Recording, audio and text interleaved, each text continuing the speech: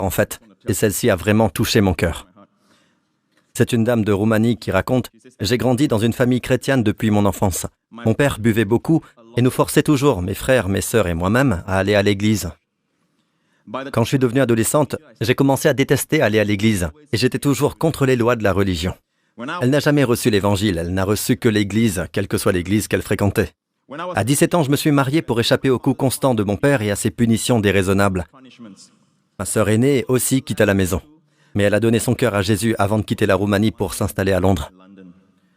L'année dernière, je suis allé lui rendre visite avec ma fille de 16 ans. J'étais si heureuse de la voir après tant d'années. Je voulais en savoir plus sur Dieu, elle n'est pas croyante.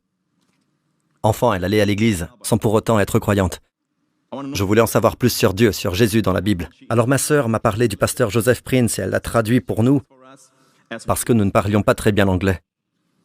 Elle rendit visite à sa sœur aînée à Londres, en amenant sa fille de 16 ans avec elle.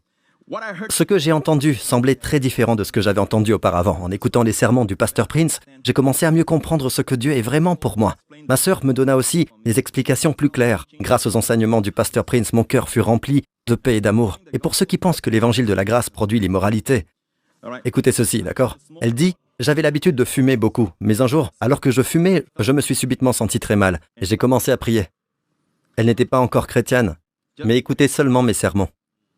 Pas encore devenue chrétienne, mais elle se sent mal lorsqu'elle tire sur une cigarette. J'ai commencé à me souvenir des sermons que j'avais écoutés, et puis j'ai réalisé à quel point Jésus m'aimait. J'ai pensé que si je donnais ma vie à Jésus, je ne me sentirais plus aussi vide et triste parce que Dieu aime que ses enfants soient heureux et en bonne santé. J'ai partagé toutes ces choses avec ma fille et je lui ai demandé si elle voulait aussi donner sa vie à Jésus. À ma grande joie, elle a accepté le Christ elle aussi. J'ai également demandé à Jésus de m'aider à arrêter de fumer, car je n'avais aucune volonté, et il l'a fait. Le lendemain, je n'avais plus envie de fumer. Ce qui est étonnant, c'est que tout le monde pensait que j'étais perdu et ne pouvait pas vivre sans fumer. Maintenant, les gens pensent qu'elle est folle. Quand elle était vraiment folle, personne ne pensait qu'elle l'était. Ça, c'était normal, vous comprenez? C'est comme ça que le monde pense. Le monde ne pense pas que le peuple de Dieu a grandi parce que Jésus a été exalté. Il pense que c'est à cause du matériel que nous possédons. Nous avons une guitare électrique. Je ne me doutais pas que Jen portait le peuple de Dieu à ce point-là. Ils pensent que c'est à cause du matériel qu'on a. C'est comme ça que le monde pense. Le monde ne peut pas penser comme Dieu voudrait qu'il pense, à moins qu'il soit né de nouveau. Certains d'entre vous ont même pensé que j'étais le chef d'une secte, n'est-ce pas?